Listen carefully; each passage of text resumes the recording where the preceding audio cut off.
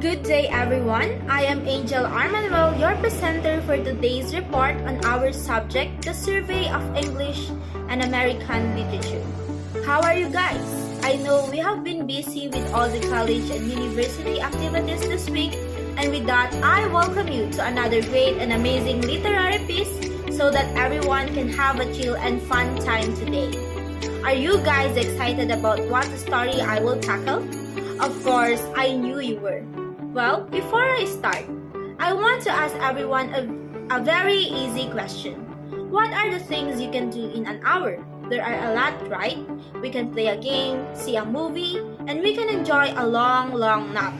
But do you believe an hour can make a woman live well and become dead? Alright, let us find more about this intriguing question. The title of our literary piece we have today is The Story of an Hour, which was written by Chopin. Imagine a world where women are fighting for unprecedented rights. The economic climate is unpredictable, and new developments in technology are made every year. While this world might sound like the present day, it also describes America in the 1890s. It was in this world that author Chopin wrote and lived, and many of the issues of the period are reflected in her short story, The Story of an Hour. Now, over a century later, the story remains one of Chopin's most well-known works and continues to shed light on the internal struggle of women who have been denied autonomy. The title of this short story refers to the time elapsed between the moments at which the protagonist in the story hears that her husband is dead and discovers that he is alive after all. Fun fact, this story was considered controversial during the 1890s as it deals with a female protagonist who feels liberated from knowing the news that his husband died. Before we go on to the story, let us find out more about who this brave woman who wrote this literary piece. Kate Chopin is an American writer, best known for her stories about the inner lives of sensitive and daring women. She is widely recognized as one of America's essential authors. She helped introduce feminist literature to the world during the 20th century through magazine publications, short stories, and most notably, her novel The Awakening. Kate Chopin pushed the boundaries of gender and class during the 20th century. Many of her works centered around strong female characters and their desires, both sexual and emotional. Despite the fact that during her time these topics were taboo and criticized, Chopin never shied away from discussing, normalizing, and encouraging this independent side of women. Classic literature will forever be grateful for female authors like Kate Chopin who helped to open up and expand the conversation about feminism and feminist literature. Let's review the characters in the story, starting with Louise. Louise Mallard is the protagonist of Kate Chopin's 1894 short story. It is noted early on that Louise is afflicted with a heart trouble when friends must break the news to her of her husband's death.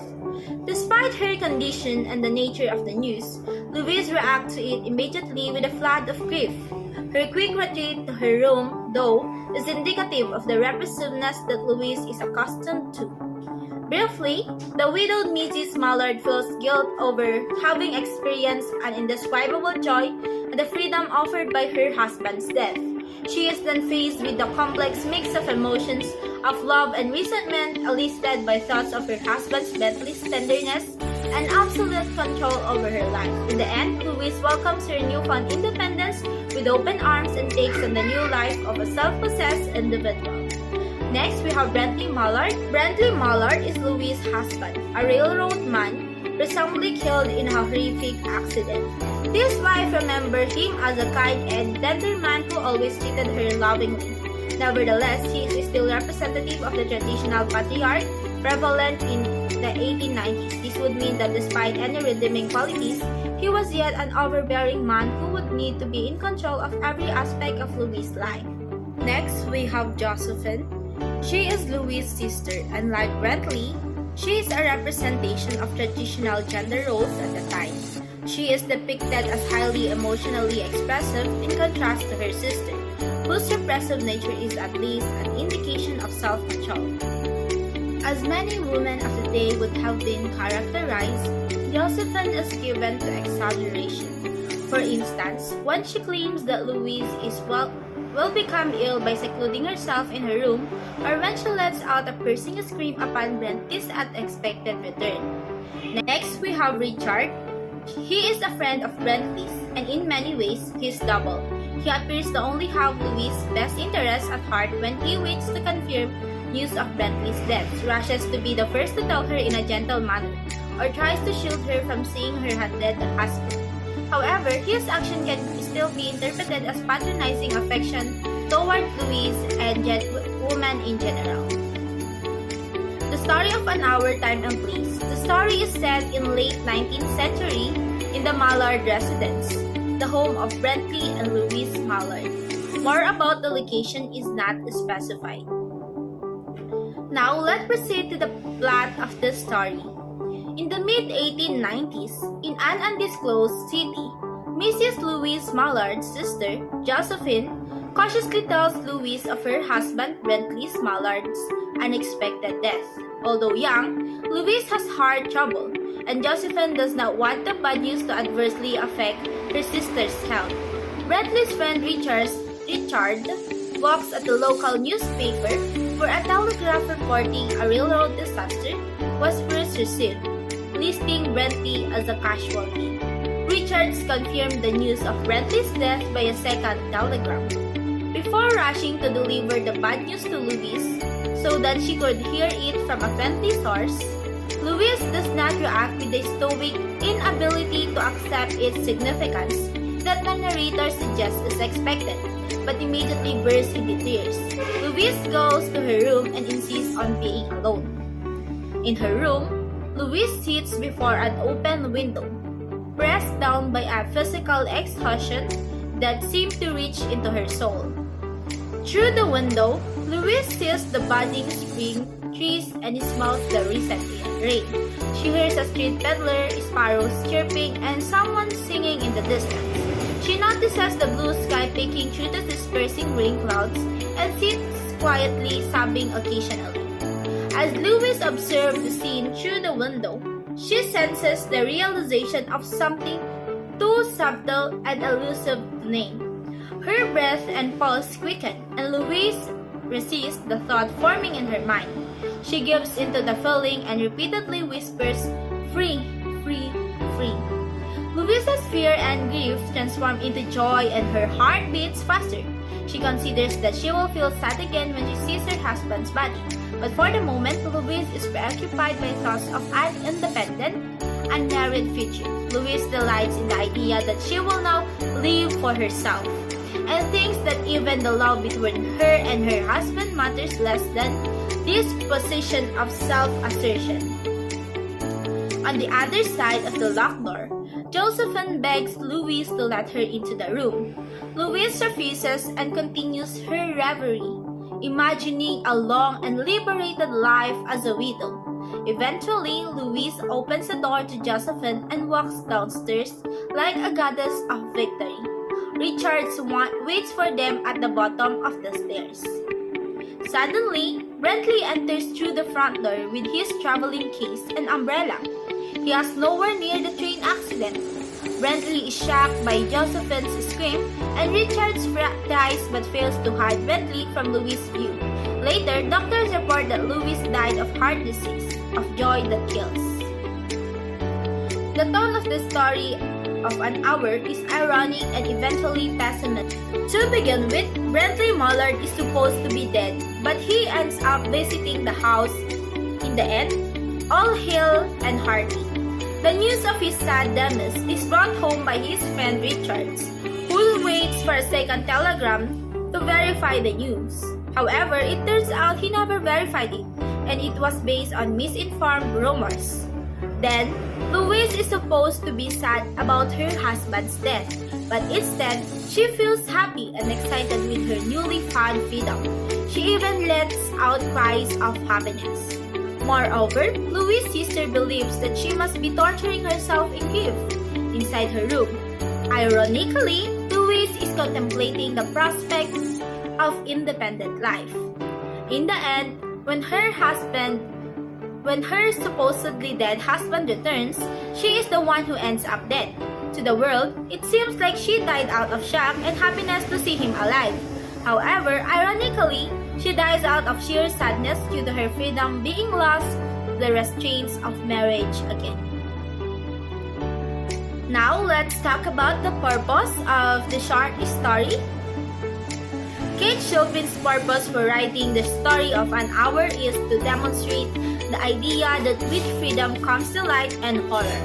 I think Chopin wrote this almost as a warning that we can never really tell the truth unless we look beyond the surface. She was informing us that even though many marriages appear to be happy, oftentimes they are wrought with oppression and sadness only known to the people in the relationship, or even only one of the married people. She includes the irony not for entertainment, but to force us to understand how priceless freedom is and what power it holds. We all want freedom, and when it is denied, dire consequences occur. Let's proceed to the theme of the story of an hour. The first theme we have is the theme of independence or freedom. The story celebrates the idea and desire for independence and freedom. Louise is a caring wife and sister. She has a loving family with a husband and sister who care for her. Freedom is valued even greater than family, love, and togetherness. It also highlights the importance of individualism over interdependence between individuals. There is a condemnation of the institution of marriage as some sort of prison and an illusion to a better life without such bond. The writer points at Louise's happiness at being free from the confines of her marriage, in contrast to the grief of becoming a widow. Next theme we have is death. Death is the central theme of the story. The story begins with the news of the death of Bentley and ends with the death of his wife Louise. We also have the theme of marriage. Marriage is condemned as an instrument of oppression to cage women inside households in the story. It is regarded as an antiquated tradition that has lost value in the light of modern and individualistic lifestyle. Through Louise, there is a strong criticism of the old custom of bringing two people in a relationship as opposed to allowing them to stay alone and impose their will without constraints. There is a clear suggestion that independence is more valuable than interdependence. Interestingly, there is no point in the story where Louise does not depend either on her sister Josephine, Richards, or even her husband Bentley for support, information, or care.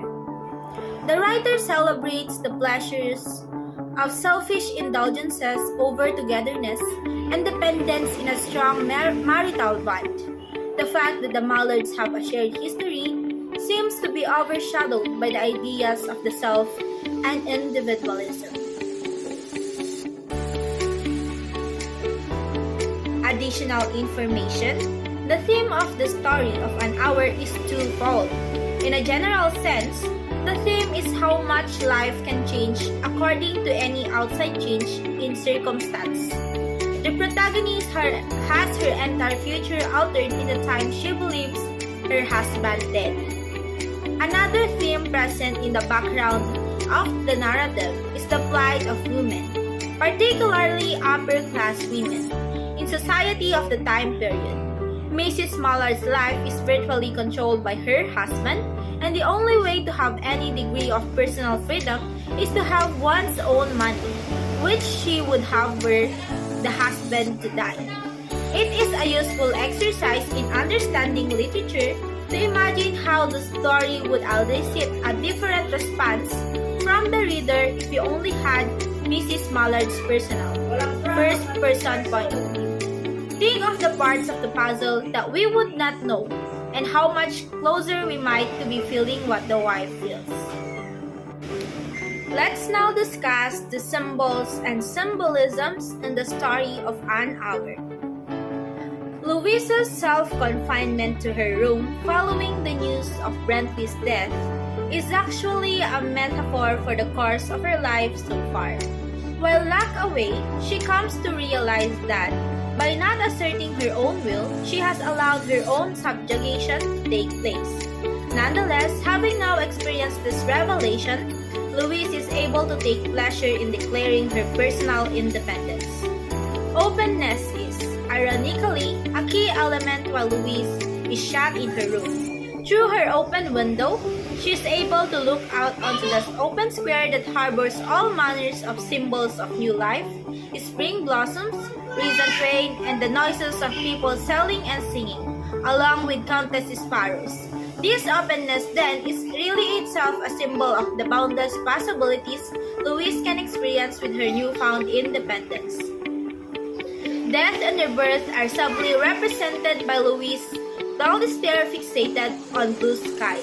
Symbolic of her new coming personal prospects, Chopin notes that this is not a pensive glance but rather indicated a suspension of intelligent thought, meaning death. Louise has ceased to be the repressed female subservient to the will of her husband and is reborn as a self-affirmed individual. Art enables Chopin to tell a complete story that's not limited to the protagonist's point of view. This is key because the opening of the story begins with us readers knowing something Mrs. Mallard does not, and because the story ends after Mrs. Mallard has already died.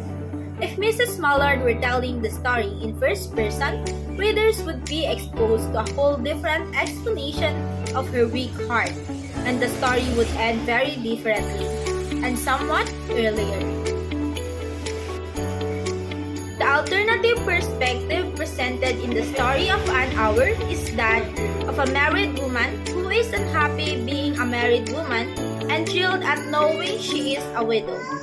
Her reaction to her husband's death and her resultant joy would be unexpected from traditional, patriarchal, normative perspective. In the story of An Hour, the audience is an intelligent reader who can consider alternative perspective about life and the roles of women in the society. In the story of An Hour, Chopin employs specific structural and stylistic techniques to heighten the drama of the hour. The structure Chopin has chosen for the story of An Hour fits the subject matter perfectly. The story is short, made up of a series of short paragraphs, many of which consist of just 2 or 3 sentences.